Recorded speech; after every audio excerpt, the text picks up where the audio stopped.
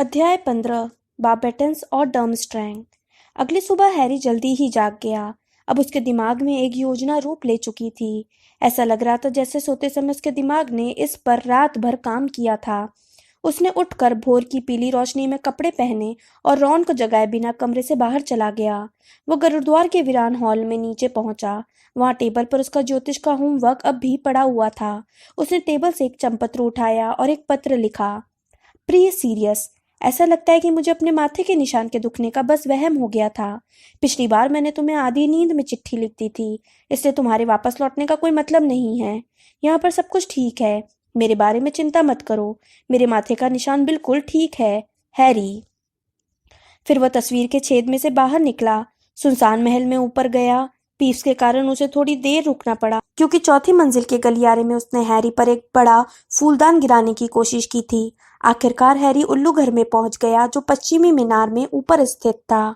उल्लू घर पत्थर का एक गोलाकार कमरा था। किसी भी खिड़की में कांच नहीं लगे थे, इसलिए यहाँ पर ठंड और नमी थी। पूरे फर्श तिनकों, उल्लू की बीट और खाए हुए चूहे चूहियों के कंकालों से भरा पड़ा था। वहां उल्लुओं के बैठने के लिए ऊपर तक पटिए और खाने बने हुए थे, जिनमें हर नस्ल के सैकड़ों उल्लू बैठे हुए थे। लगभग सभी उल्लू सो रहे थे।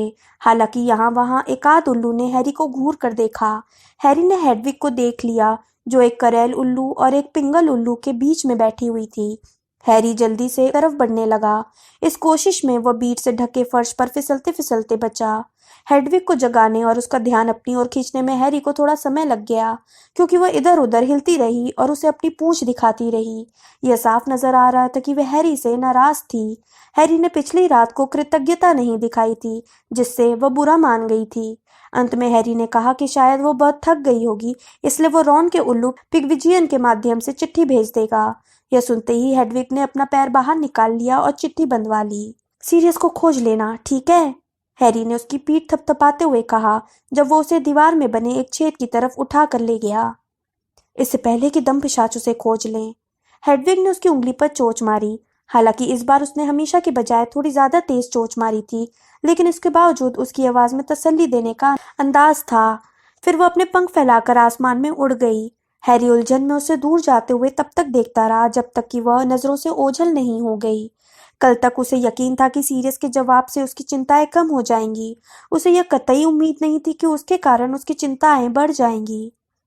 तुमने झूठ क्यों लिखा हैरी? हरमाइनी ने नाश्ते के वक्त उससे कहा, जब उसने हरमाइनी और रॉन को बताया कि उसने क्या किया था। तुम्हें निशान दुखने का वहम नहीं हुआ था और तुम ये बात अच्छी तरह जानते हो। उससे क्या? हैरी बोला। मुझसे यह बर्दाश्त नहीं होगा कि वो मेरे कारण अज़्क़बान जाए।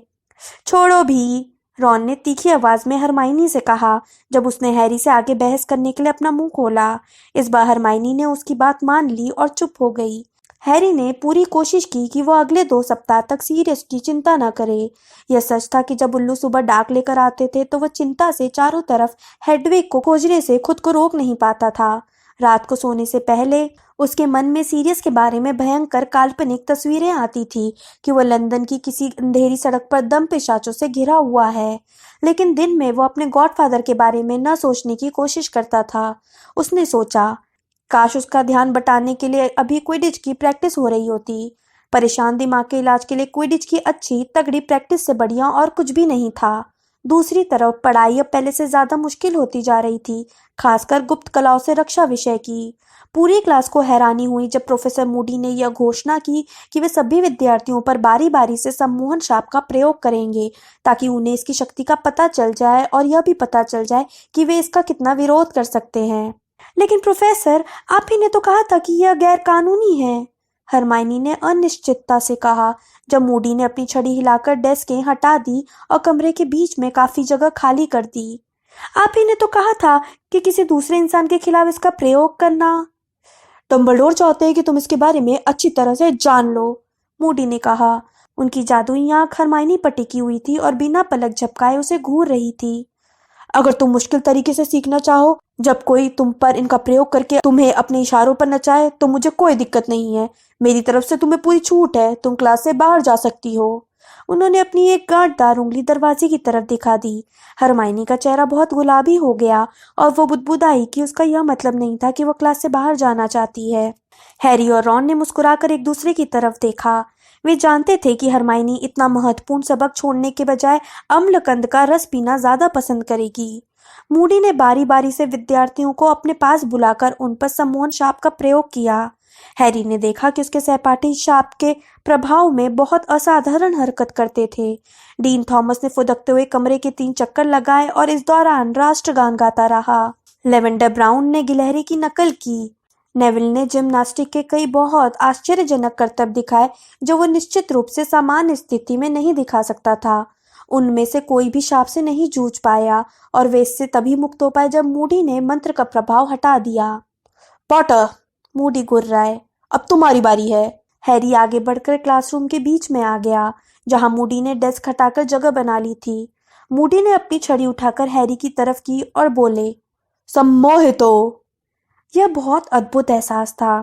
हैरी को लगा कि वह हल्का होकर हवा में तैर रहा था। उसके दिमाग में अब कोई विचार नहीं था। उसकी सारी चिंताएं गायब हो गई थीं। इसके बजाय अब वहां पर एक अस्पष्ट सी खुशी का एहसास था। वो वहां पर बहुत राहत महसूस करते हुए खड़ा रहा और उसे इस बात का हल्का सा एहसास था कि सभी लोग उसे देख रहे थे। और फिर उसे बावरी नैन मूडी की आवाज सुनाई दी जो उसी के खाली दिमाग के किसी कोने से बहुत दूर से आती लगी। डेस्क पर कूदो, डेस्क पर कूदो। हैरी ने उनकी बात मानते हुए अपने घुटने मोड़ लिए और कूदने की कोशिश करने लगा। डेस्क पर कूदो। लेकिन भला क्यों? उसके दिमाग में एक और आवाज उठी। उस आवाज ने कहा, ऐसा करना मूर्खतापूर्ण होगा। डेस्क पर कूदो। नहीं, मैं नहीं कूदना चाहता। दूसरी आवाज ने थोड़ी ज्यादा दृढ़ता से कहा, नहीं, ऐसा सचमुच नहीं करना चाहता। कूदो, अभी। अगले ही पल हैरी को काफी दर्द हुआ।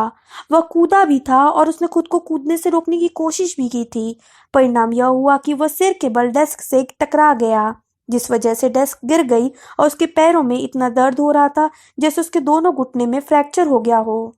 यह हुई ना बात। मूडी की आवाज गरजी और अचानक हैरी को महसूस हुआ कि उसके दिमाग से खालीपन का एहसास और गूंजती आवाज दोनों ही गायब हो गए थे। उसे पूरी तरह से याद आ गया था कि क्या हो रहा था और उसके पैरों का दर्द 2 गुना हो गया। तुम सभी ध्यान दो, पॉटर ने मुकाबला किया था। उसने इस शाप का मुकाबला किया था और उसने इसे लगभग हरा ही दिया था। पॉटर, हम एक बार फिर कोशिश करते हैं और बाकी लोग ध्यान से देखना, खास तौर पर उसकी आंखों को देखना। बहुत बढ़िया पॉटर, सचमुच बहुत बढ़िया। तुम पर इस शाप का इस्तेमाल करके तुम्हें नियंत्रित करने में शैतानी जादूगरों को बहुत मुश्किल आएगी। वे तो इस तरह बात करते जैसे किसी भी पल हम पर हमला होने वाला हो। हैरी बुदबुदाया जब वह 1 घंटे के बाद गुप्त कलाओं से रक्षा की क्लास से बाहर निकला। मूडी ने हैरी पर 4 बार सम्मोहन शाप का प्रयोग किया था जब तक कि हैरी ने उस शाप को पूरी तरह से हरा नहीं। हाँ, मैं जानता हूँ, रॉन ने कहा, जो हर दूसरे कदम पर लंगड़ा रहा था। हैरी की अपेक्षा उसे शाप के कारण ज्यादा मुश्किल आई थी। हालांकि मूडी ने उसे आश्वस्त करते हुए कहा था कि इसका प्रभाव लंच तक खत्म हो जाएगा। पागलपन है, रॉन ने पीछे देखकर ये तसल्ली करते हुए कहा कि कहीं मूडी उसकी बात नहीं सुन रहे हों। फिर उसने आगे कहा, कोई हैरानी नहीं कि मंत्रालय ने उन्हें नौकरी से निकाल दिया। तुमने सुना, वे सीमस को बता रहे थे कि जब एक जादूगरनी ने अप्रैल फूल के दिन उन्हें पीछे से बू कहकर डराने की कोशिश की थी तो इसके बाद उन्होंने उस जादूगरनी के साथ क्या किया था। हम पर पहले से ही पढ़ाई का इतना सारा बोझ है, हम सम्मोहन शाप का मुकाबला करने के बारे में कैसे पढ़ सकते हैं। 4th ईयर के विद्यार्थियों को इस टर्म में बहुत ज्यादा पढ़ाई करनी पड़ रही थी। जब विद्यार्थी रूपांतरण के होमवर्क पर बुरी तरह आ भर रहे थे तो प्रोफेसर मैकगोनागल ने उसे सुन लिया और उन्होंने विद्यार्थियों को इसका कारण बताया। अब तुम लोग अपनी जादुई शिक्षा के एक बहुत महत्वपूर्ण दौर में कदम रख रहे हो, उन्होंने कहा और उनकी आंखें चौकोर चश्मे के पीछे से खतरनाक अंदाज में चमकने लगीं। तुम्हारे सामान्य जादूगरी स्तर के इम्तिहान यानी OWL करीब आ रहे हैं। OWL ऑर्डिनरी विजर्डिंग लेवल्स के इम्तिहान तो 5th ईयर में होंगे, डीन थॉमस ने गुस्से से कहा। हाँ थॉमस, लेकिन मेरा यकीन करो, तुम्हें इसके लिए बहुत तैयारी करने की जरूरत है। इस क्लास में अभी तक मिस ग्रेंजर ही अकेली ऐसी विद्यार्थी हैं जिसने सेही को संतोषजनक रूप से पिन कुशन में बदलने की सफलता पाई है। थॉमस, मैं तुम्हें याद दिला दूं कि तुम्हारे पिन कुशन की तरफ जब कोई पिन बढ़ाता है तो वो डर कर पीछे हट जाता है। हरमाइनी का चेहरा थोड़ा गुलाबी हो गया। वो बहुत खुश थी लेकिन अपनी खुशी को छुपाने की कोशिश कर रही थी। हैरी और रॉन को बड़ा मजा आया। जो प्रोफेसर ट्रिलोनी ने उन्हें ज्योतिष की अगली क्लास में बताया कि उन्हें उनके होमवर्क में क्लास में सबसे ज्यादा नंबर मिले हैं। उन्होंने उनकी ज्यादातर भविष्यवाणियां पूरी क्लास को पढ़कर सुनाई। उन्होंने उन दोनों की तारीफ भी की कि वे इतना भयानक घटनाओं की आशंका के बावजूद नहीं घबराए थे। लेकिन हैरी और रॉन को जरा भी मजा नहीं आया जब प्रोफेसर ट्रिलोनी ने उनसे कहा वे अगले महीने के बाद वाले महीने की भविष्यवाणियां भी लिखें। दोनों के पास ये दुर्घटनाओं और हादसों के विचार खत्म होते जा रहे थे। इस दौरान प्रोफेसर बेंस यानी जादू का इतिहास पढ़ाने वाले भूत ने उन्हें 18वीं सदी के पिशाच विद्रोहों पर साप्ताहिक निबंध लिखने को दिए। प्रोफेसर स्नेप उन्हें विषहरों या विष का उपचार करने वाले कार्डों के बारे में अच्छे से शोध करने के लिए मजबूर कर रहे थे। विद्यार्थियों ने स्नेप की बात को गंभीरता से लिया क्योंकि स्नेप ने साफ बता दिया था कि क्रिसमस से पहले ही वे उनमें से किसी एक को जहर देकर यह जांच करेंगे कि उसका बनाया विषहर खाड़ा कितना असरदार है। प्रोफेसर फिल्टविक ने आह्वान सम्मोहन की तैयारी के लिए भी सभी विद्यार्थियों से 3 अतिरिक्त पुस्तकें पढ़ने को कहा था। यहाँ तक कि हैग्रिड भी उनके काम के बोझ को बढ़ा रहा था। विस्फोटक अग्निडंग बहुत तेजी से बढ़ रहे थे जो आश्चर्यजनक था क्योंकि अब तक कोई भी यह नहीं जान पाया था कि वे खाते क्या हैं। हैग्रिड बहुत खुश था। उसने यह उनके प्रोजेक्ट का हिस्सा बना दिया था कि वे हर दूसरी शाम को उसके केबिन में आकर अग्निडंकों को देखें और उनके असाधारण व्यवहार पर नोट्स लिखें। मैं ऐसा हरगिज नहीं करूंगा, ड्रेको मैल्फॉय ने साफ साफ कह दिया जब हैग्रिड ने यह बात विद्यार्थियों से इस अंदाज में कही जैसा सांता क्लॉज बच्चों को अपने बोरे में से कोई बड़ा खिलौना निकाल कर दे रहा हो। मैं इन बेकार चीजों को क्लास में देख लेता हूँ, वही काफी है।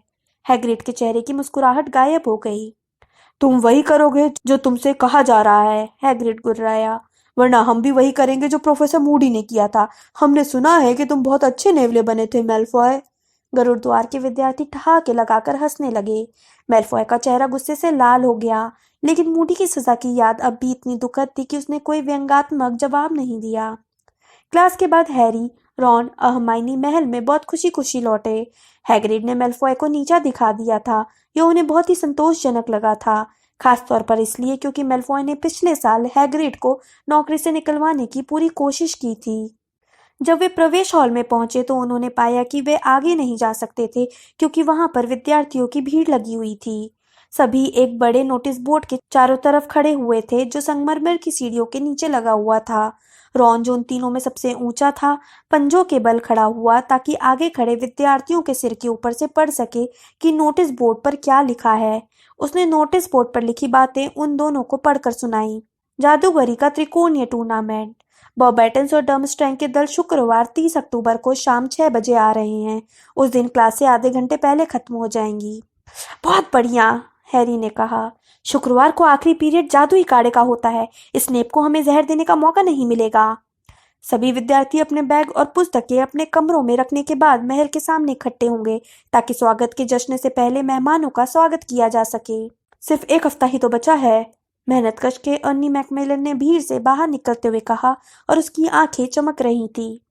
क्या पता सेड्रिक को ये बात मालूम है या नहीं, मैं जाकर उसे बता देता हूँ। सेड्रिक?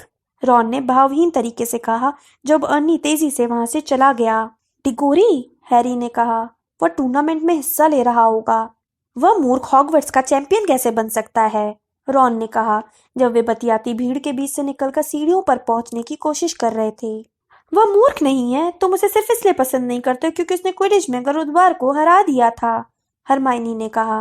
मैंने सुना है कि वो पढ़ाई में भी तेज है और वो प्रीफेक्ट भी है। उसने इस तरह कहा जैसे इसके बाद बहस की कोई गुंजाइश ही नहीं होती हो। रॉन ने व्यंग से कहा, तुम तो सिर्फ इसलिए पसंद करती हो क्योंकि वो हैंडसम है, हरमाइनी चिढ़कर बोली। माफ करना, मैं लोगों को सिर्फ हैंडसम होने के कारण पसंद नहीं करती हूँ। रॉन ने खांसने का नाटक किया और बीच में लॉकहार्ट जैसा कोई शब्द बुदबुदाया। प्रवेश हॉल में लगे नोटिस बोर्ड का पूरे महल में बहुत असर हुआ। अगले सप्ताह हैरी जहां भी गया वहां उसे ऐसा लगा जैसे लोगों के पास बातचीत का सिर्फ एक ही विषय बचा था। उसे हर जगह त्रिकोणीय टूर्नामेंट के बारे में ही बातें सुनाई दी। अफवाहें संक्रामक वायरसों की तरह एक विद्यार्थी से दूसरे विद्यार्थी तक फैल रही थी। कौन हॉगवर्ट्स का चैंपियन बनने की कोशिश करने वाला है? टूर्नामेंट में क्या होगा? बॉबेटन्स और डर्मस्ट्रैंग के विद्यार्थी उनसे कितने भिन्न होंगे? यही सब। हैरी का ध्यान इस तरफ भी गया कि अब महल में जोरदार सफाई हो रही थी। बहुत सी गंदी तस्वीरों को धोया जा रहा था जिससे उसमें रहने वाले लोगों को बड़ी कोफ्त हो रही थी। जब उनके चेहरे को कसकर रगड़ा गया और गुलाबी किया गया तो वे अपने फ्रेम से एक तरफ बैठकर बुदबुदाने लगे और चिड़चिड़े दिखने लगे। कवच अचानक चमकने लगे और चूं चूं किए बिना चलने लगे। चौकीदार आर्गस फिल्च अब हर उस विद्यार्थी से खूंखार तरीके से व्यवहार कर रहा था जो अपने जूते नहीं पहुंचता था। एक बार तो वो फर्स्ट ईयर की 2 लड़कियों पर इतनी जोर से चिल्लाया कि वे दहशत के मारे रोने लगीं। स्टाफ के बाकी सदस्य भी तनाव में दिख रहे थे। लॉन्ग बॉटम, मेहरबानी करके तुम डर्मस्टैंग के किसी विद्यार्थी को यह पता मत चलने देना कि तुम एक आसान सा रूपांतरण मंत्र भी नहीं पढ़ सकते हो। प्रोफेसर मैकगोनिकल एक मुश्किल सबक के आखिर में गुस्से से चीखी जब नेविल ने गलती से अपने कान कैक्टस पर प्रतिरोपित कर लिए थे। जब वे 30 अक्टूबर को सुबह नाश्ते के लिए नीचे गए तो उन्होंने पाया कि बड़े हॉल में रातों रात सजावट हो चुकी थी।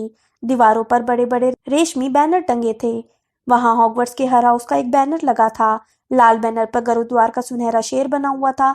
नीले बैनर पर चीलघाट की कांस्य रंग की चील बनी हुई थी। पीले बैनर पर मेहनतकश का काला बिज्जू बना हुआ था और हरे बैनर पर नाग शक्ति का सफेद सांप बना हुआ था। टीचर्स की टेबलों के पीछे सबसे बड़े बैनर पर हॉगवर्ट्स का मोनो था। बड़े एच अक्षर के चारों तरफ शेर, चिल, बिज्जू और सांप बने हुए थे। हैरी, रॉन और हर्माइनी ने फ्रेड और जॉर्ज को गुरुद्वार की टेबल पर बैठे देखा। एक बार फिर वे असामान्य रूप से बाकी सबसे दूर बैठे थे और धीमे आवाज में बातें कर रहे थे। रॉन उनकी तरफ बढ़ा। यह तो बहुत बुरी बात है, जॉर्ज फ्रेड से निराशा भरे स्वर में बोल रहा था। लेकिन यदि वे हमसे आमने सामने बात नहीं करते हैं तो हमें उन्हें चिट्ठी भेजनी पड़ेगी या फिर हम इसे उनके हाथ में दे देंगे। वे हमसे हमेशा तो नहीं बच सकते। तुमसे कौन बच रहा है? रॉन ने उनके पास बैठते हुए पूछा। फ्रेड ने इस व्यवधान पर चिढ़ते हुए कहा, काश तुम बच पाते। रॉन ने जॉर्ज से पूछा, बताओ तो सही, बुरी बात क्या है? जॉर्ज ने जवाब दिया, तुम जैसा भाई का होना जो हर जगह अपनी नाक घुसेड़ता है। क्या तुम दोनों को जादूगरी के त्रिकोणीय टूर्नामेंट में शामिल होने का कोई उपाय सूझा? हैरी ने पूछा। क्या तुम शामिल होने की कोशिश करोगे? मैंने मैगोनिगल से पूछा था कि चैंपियनों को कैसे चुना जाता है, लेकिन उन्होंने कुछ नहीं बताया। जॉर्ज ने अफसोस के साथ कहा। उन्होंने मुझसे कहा कि मैं अपना मुंह बंद कर लूं और अपने रैकून के रूपांतरण पर ध्यान दूं। क्या पता चैंपियनों को कौन से काम करने होते होंगे, रॉन ने सोचते हुए कहा। हैरी, मुझे पूरा भरोसा है कि हम वे काम कर सकते हैं। देखो, हमने पहले भी तो खतरनाक काम किए हैं। वे काम तुमने निर्णायक मंडल के सामने नहीं किए थे, है ना? फ्रेड बोला। मैगोनिकल कहती हैं कि चैंपियनों को इस आधार पर नंबर मिलेंगे कि उन्होंने कितने अच्छी तरह से काम किए हैं। हैरी ने पूछा, निर्णायक कौन है? देखो, भाग लेने वाले स्कूलों के हेडमास्टर तो हमेशा निर्णायक मंडल में रहते ही हैं। हरमाइनी ने फौरन जवाब दिया। उसकी बात सुनकर सभी लोग उसे थोड़ी हैरानी से देखने लगे, क्योंकि वे तीनों ही 1792 के टूर्नामेंट में घायल हो गए थे जब वह अजगर बेकाबू हो गया था जिसे चैंपियनों को पकड़ना था। हरमाइनी ने देखा कि सब उसे घूर रहे हैं। वो इस बात से चिढ़कर बोली कि ये सारी जानकारी हॉगवर्ट्स एक इतिहास पुस्तक में है।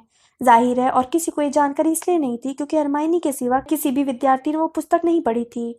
फिर हरमाइनी बोली, वैसे ये पुस्तक भी पूरी तरह से विश्वसनीय नहीं है। इसका ज्यादा सटीक शीर्षक हॉगवर्ट्स का संशोधित इतिहास होगा, या फिर हॉगवर्ट्स का एक बेहद पक्षतापूर्ण और चुनिंदा इतिहास जो स्कूल के बुरे पहलुओं को अनदेखा करता है।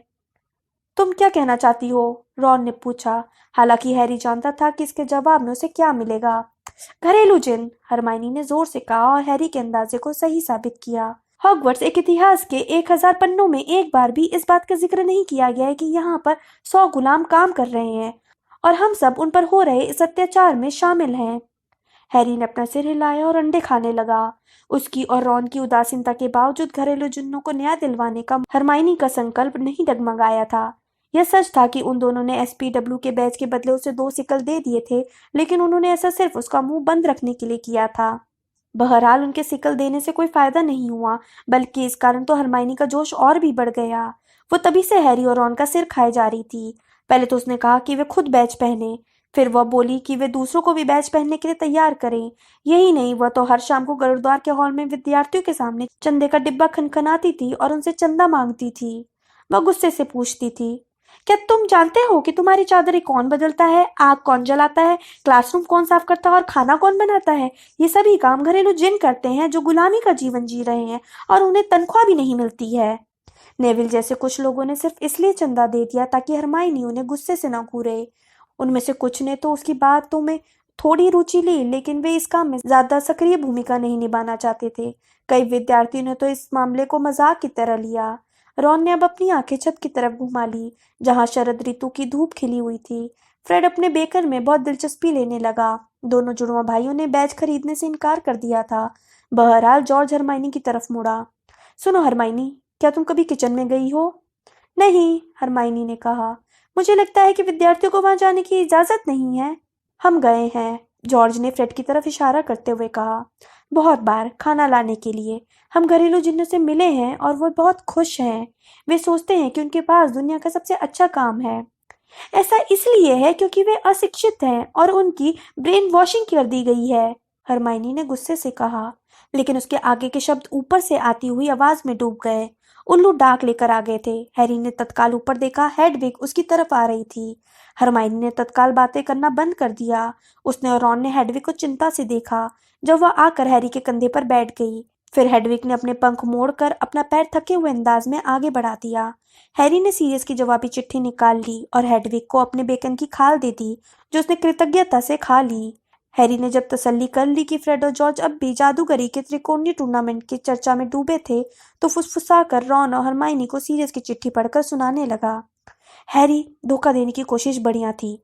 मैं वापस आ चुका हूँ और अच्छी तरह से छिपा हुआ हूँ। तो मुझे हॉगवर्ट्स में होने वाली हर घटना की जानकारी देना। बार बार हेडविग का इस्तेमाल मत करना, उल्लू बदलते रहना और मेरी चिंता मत करना। बस अपना ध्यान रखना और अपनी आंखें खुली रखना। मैंने तुम्हारे निशान के बारे में जो कहा था उसे मत भूलना। सीरियस। रॉन ने धीरे से पूछा। उसने तुम्हें उल्लू बदलने का सुझाव क्यों दिया है?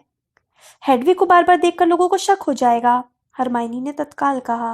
वह अलग दिख जाती है। लोगों का ध्यान इस तरफ जा सकता है कि एक सफेद उल्लू सीरियस की छिपने की जगह पर बार बार जाती है। मेरा मतलब है हेडविग की नस्ल के उल्लू हमारे देश में आमतौर पर नहीं पाए जाते हैं, है ना? हैरी ने चिट्ठी मोड़कर अपने दुशाले के भीतर रख ली और सोचने लगा कि इससे उसकी चिंता कम हुई या और बढ़ गई थी।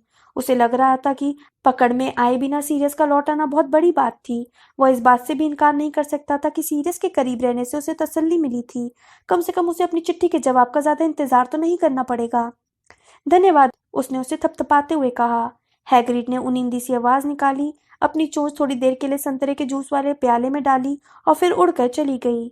यह साफ नजर आ रहा था कि वो उल्लू घर में जाकर अच्छी लंबी नींद लेना चाहती थी। उस दिन हवा में उम्मीद का सुखद एहसास था। कोई भी विद्यार्थी क्लासों में पढ़ाई पर ज्यादा ध्यान नहीं दे रहा था, क्योंकि सभी शाम को बर्बेटन्स और डर्मस्टैंग के विद्यार्थियों के आने में गहरी दिलचस्पी ले रहे थे।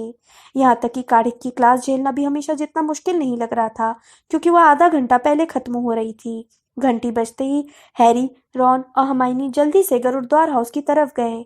वहां जाकर उन्होंने अपने बैग और किताबें रखीं, जैसे उन्हें निर्देश दिया गया था।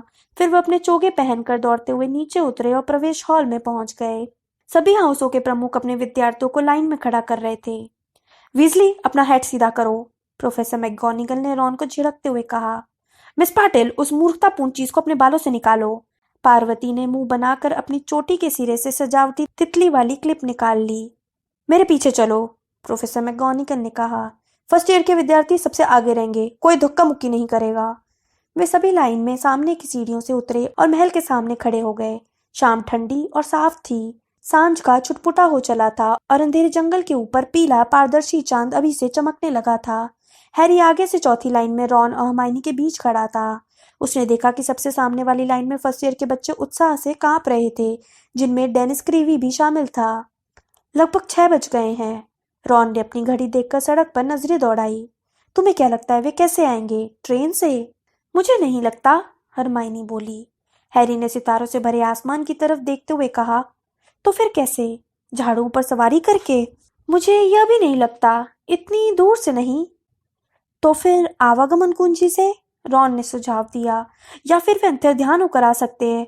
वे जहां से आ रहे होंगे शायद वहां 17 साल से कम उम्र के विद्यार्थियों को अंतर्ध्यान होने की इजाजत होगी, हरबाइनी ने बेचैनी से कहा। कोई भी अंतर्ध्यान होकर हॉगवर्ट्स के भीतर नहीं आ सकता। ये बात मुझे तुम्हें कितनी बार बतानी पड़ेगी? वे रोमांच से मैदान की तरफ देखते रहे, जहां अब अंधेरा होने लगा था। कोई भी चीज नहीं हिल रही थी। हर चीज शांत, स्थिर और हमेशा की तरह ही थी। हैरी को अब ठंड लगने लगी थी। वह सोच रहा था कि काश वे लोग जल्दी आ जाएं। शायद विदेशी विद्यार्थी नाटकीय ढंग से आएंगे। उसे याद आया कि मिस्टर वीजली ने क्विडिच वर्ल्ड कप से पहले कैंप साइट पर क्या कहा था। हमेशा यही होता है, जब हम जादूगर कहीं इकट्ठा होते हैं तो शान झाड़ने से नहीं चूकते हैं। तभी डंबलडोर ने पीछे से चिल्लाकर कहा, जहां वे बाकी टीचर्स के साथ खड़े हुए थे। आहा, अगर मैं गलत नहीं हूं तो बॉबेटन्स का दल आ रहा है। कहाँ? कई विद्यार्थियों ने उत्सुकता से पूछा और अलग अलग दिशाओं में देखने लगे। वहां, सिक्स्थ ईयर के एक विद्यार्थी ने जंगल के ऊपर की तरफ इशारा किया। कोई बड़ी चीज गहरे नीले आसमान को चीरती हुई महल की तरफ आ रही थी। यह चीज झाड़ू से या 100 झाड़ुओं से भी काफी बड़ी दिख रही थी और पास आने पर ज्यादा बड़ी दिखती जा रही थी। ये ड्रैगन है, फर्स्ट ईयर का एक विद्यार्थी चीखा, जिसका दिमाग पूरी तरह से चकरा गया था। डेनिस क्रीवी बोला, मूर्खता की बात मत करो, यह तोड़ने वाला मकान है। डेनिस का अंदाजा काफी हद तक सही था। जब विशाल काली आकृति अंधेरे जंगल के पेड़ों के ऊपर से होती हुई पास आई और उस पर महल की खिड़कियों की रोशनी पड़ी, तो सबने देखा कि यह एक विशाल नीली घोड़ा गाड़ी थी, जिसका आकार किसी बड़े मकान के बराबर था। वह घोड़ा गाड़ी हवा में उड़ती हुई उन्हीं की तरफ आ रही थी। उसे 1 दर्जन पंख वाले घोड़े खींच रहे थे, जो हाथी जितने बड़े थे। जब घोड़ा गाड़ी पास आ गई और तेज गति से जमीन पर उतरने की तैयारी करने लगी, तो सामने की 3 लाइनों के विद्यार्थी पीछे खिसक गए। फिर तेज धमाके की आवाज हुई, जिसे सुनकर नेविल उछल गया और अपने पीछे खड़े नाग शक्ति के 5th ईयर के विद्यार्थियों के पैर पर चढ़ गया।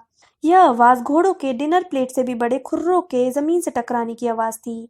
1 सेकंड बाद ही घोड़ा गाड़ी भी जमीन पर आ गई। यह अपने बहुत बड़े पहियों पर उछल रही थी। सुनहरे घोड़ों ने अपने विशाल सिर उचकाए और अपनी बड़ी बड़ी लाल आंखें घुमाई।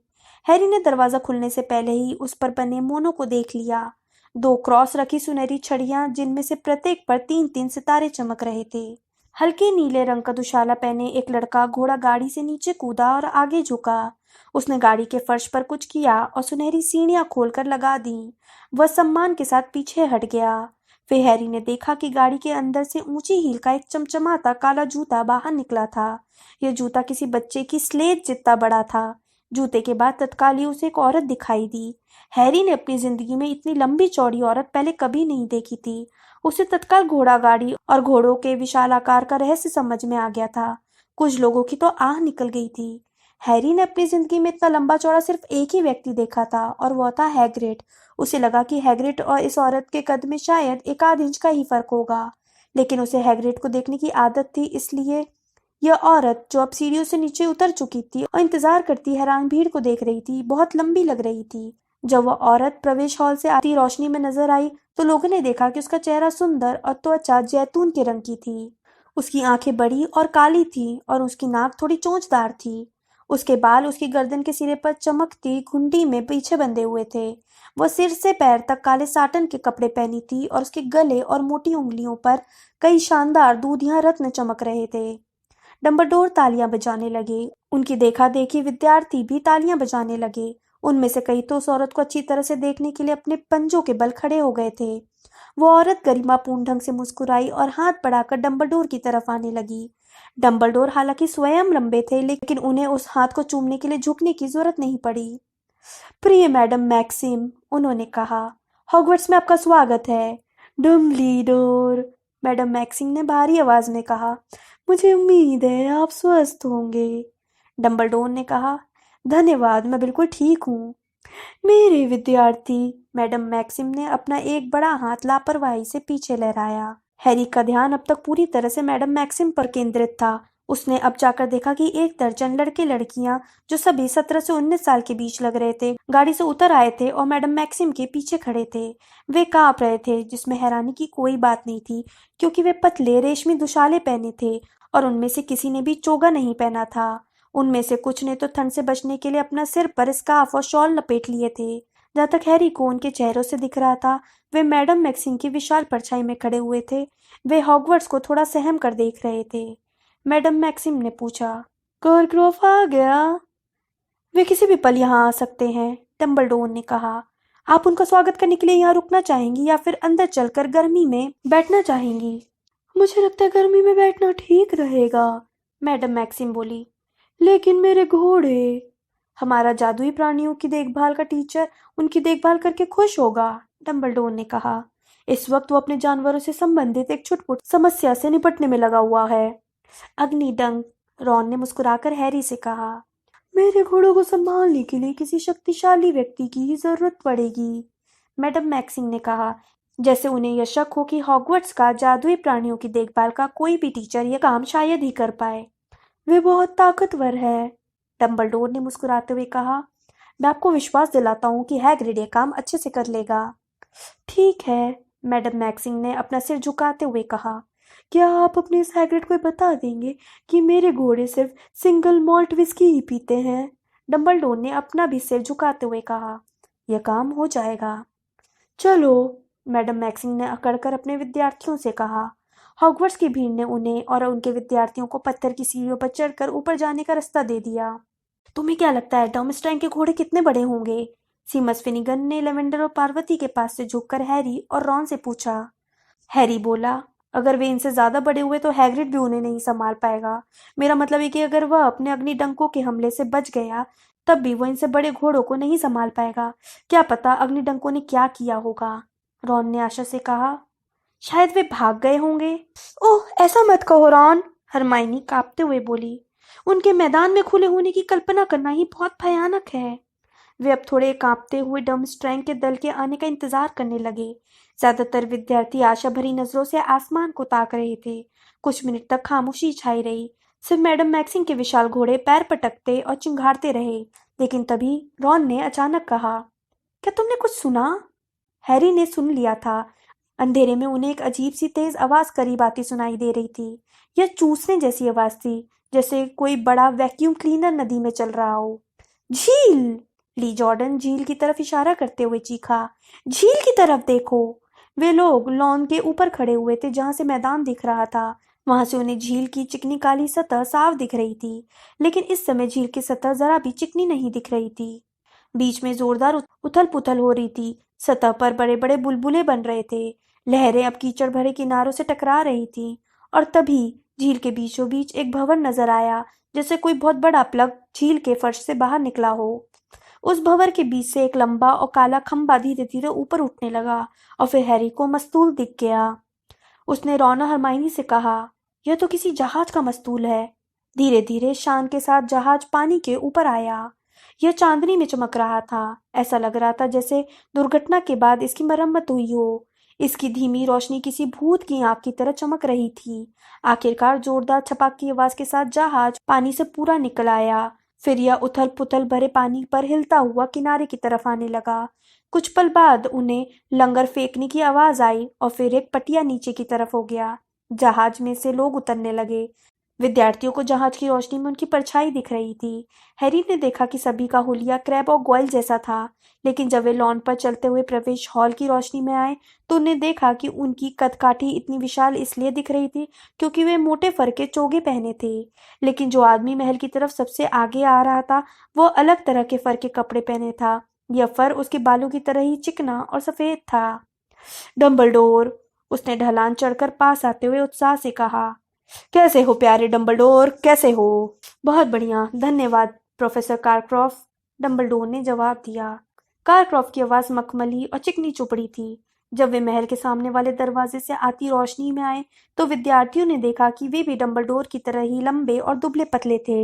लेकिन उनके सफेद बाल छोटे थे और उनकी बकड़ा दाढ़ी, जो एक छोटे घुंघरू में खत्म हो रही थी, उनकी कमजोर ठुड्डी को पूरी तरह नहीं छिपा पा रही थी। जब वे डंबलडोर के पास पहुंचे तो उन्होंने अपने दोनों हाथों से डंबलडोर का हाथ जकड़ लिया। प्यारा हॉगवर्ट्स! उन्होंने महल की तरफ देखकर मुस्कुराते हुए कहा। उनके दांत थोड़े पीले थे और हैरी ने देखा कि उनकी आंखों में मुस्कुराहट का कोई चिन्ह नहीं था। उनकी आंखें भावहीन और चालाकी भरी थी। कारक्रॉफ्ट आगे बोले, यहाँ आकर कितना अच्छा लग रहा है, कितना अच्छा। विक्टर, अंदर गर्मी में चलो, तुम्हें बुरा तो नहीं लगेगा डंबलडोर? विक्टर को थोड़ी सर्दी है। कारक्रॉफ्ट ने अपने एक विद्यार्थियों को पकड़कर आगे आने का इशारा किया। जब वह लड़का पास से गुजरा तो हैरी को एक बड़ी और मुड़ी हुई नाक की झलक दिखी और मोटी काली बहू की भी। तभी रॉन ने हैरी के हाथ पर मुक्का मारा और उसके कान में फुसफुसाया। हालांकि हैरी पहले ही उस लड़के को पहचान गया था। हैरी, यह तो विक्टर क्रम है।